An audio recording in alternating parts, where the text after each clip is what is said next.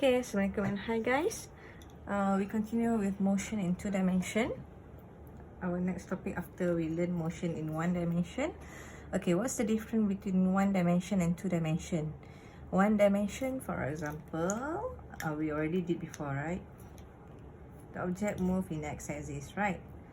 Or the object move in y-axis. For example, free falling is y-axis and motion in x-axis. Alright, but what is motion in 2 dimension? Okay, after this we will discuss what is motion in 2 dimension.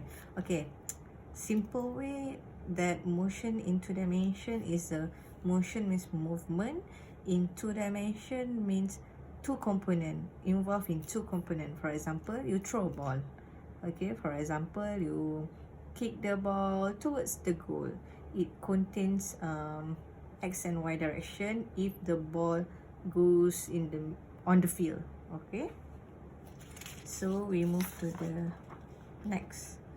Okay, motion in 2 dimension. Okay, 1 dimension, still interested in displacement, velocity and acceleration.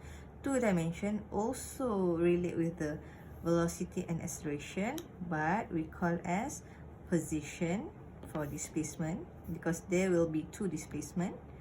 And velocity we call as velocity vector or acceleration vector, but some of the reference book they just assume velocity and acceleration only. But for dimension, for 2D, we call position.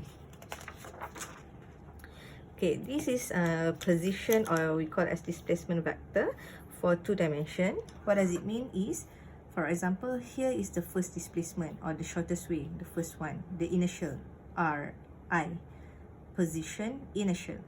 Okay, this one is the R final, position final or displacement final. So the distance here is the delta R. Delta means change of position. Okay, from initial to final. So there will be a delta R. Of course, from here to here you will have initial time and final time. Okay, so position. Okay, the displacement of object defined as change its position. Okay, so delta R, change of position, is equal to position final minus position initial. So the unit still same as displacement, which is meter. Okay, next we move to velocity. Velocity same with 1 dimension velocity, but 1 dimension V average is equal to delta x over delta t, right?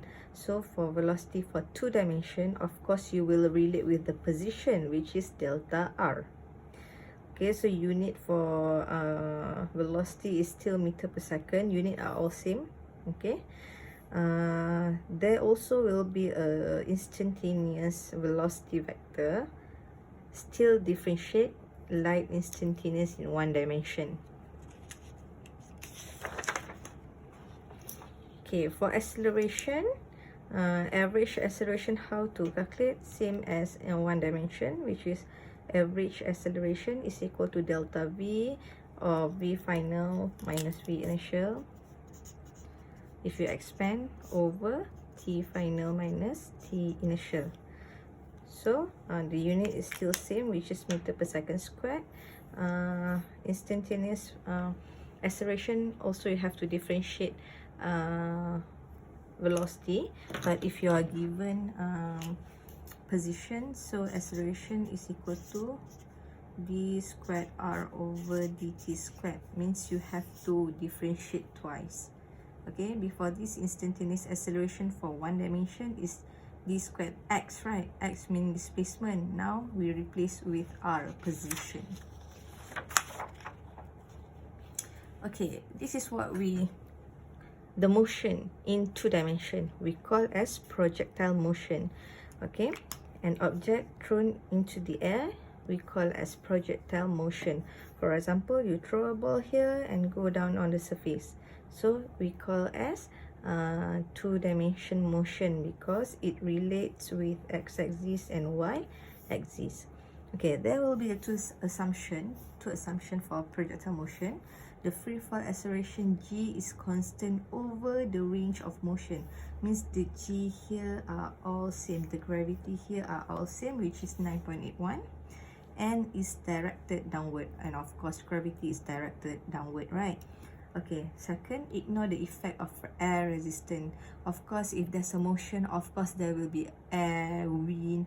Okay, if you take engineering course, there will be related with the air or the wind, the effective of wind or air. But in this field of computer science or IT students, we just ignore the effect of air resistance. All right. So the path of the projectile we call as trajectory is always a parabola. Okay, projectile motion is the superposition of two motions. So constant velocity motion in horizontal motion direction, and freeform motion in vertical. Okay, vertical is this one, horizontal is this one. Some of you confused with the horizontal and vertical.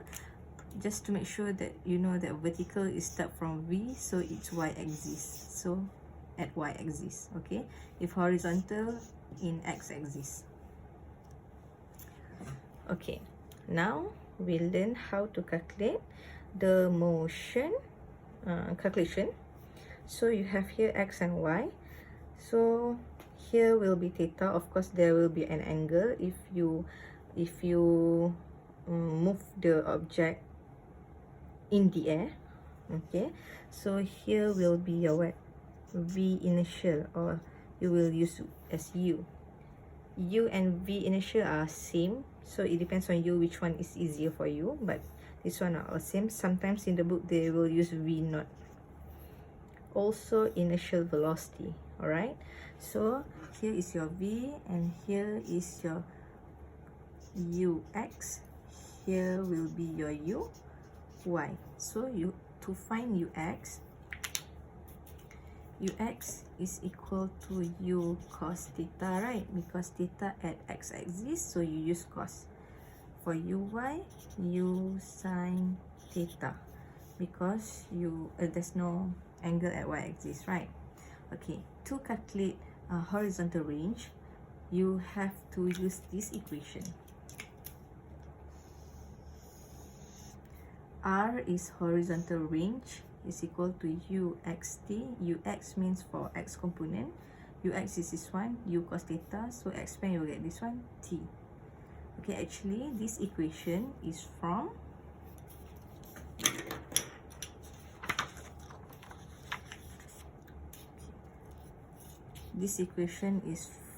delta x is equal to ut plus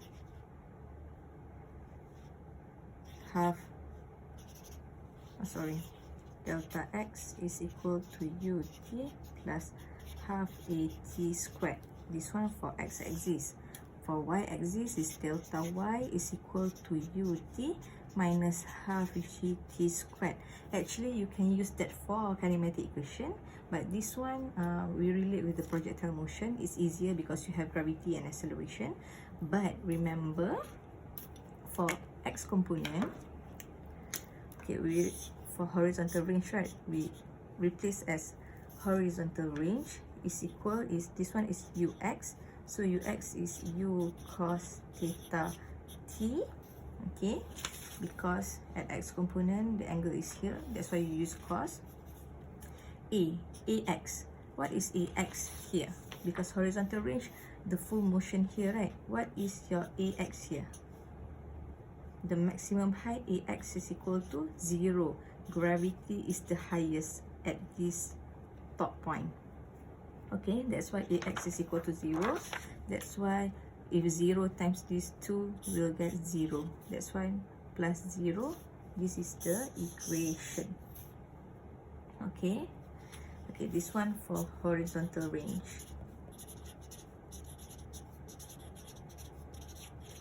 Okay, and for y-axis, of course you will use delta y, right? So we call as vertical position component or maximum height. It depends on the question given, okay? So delta y, sometimes they will assume as height.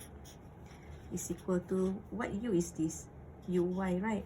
So uy is u sine theta t minus half gt squared. Okay, so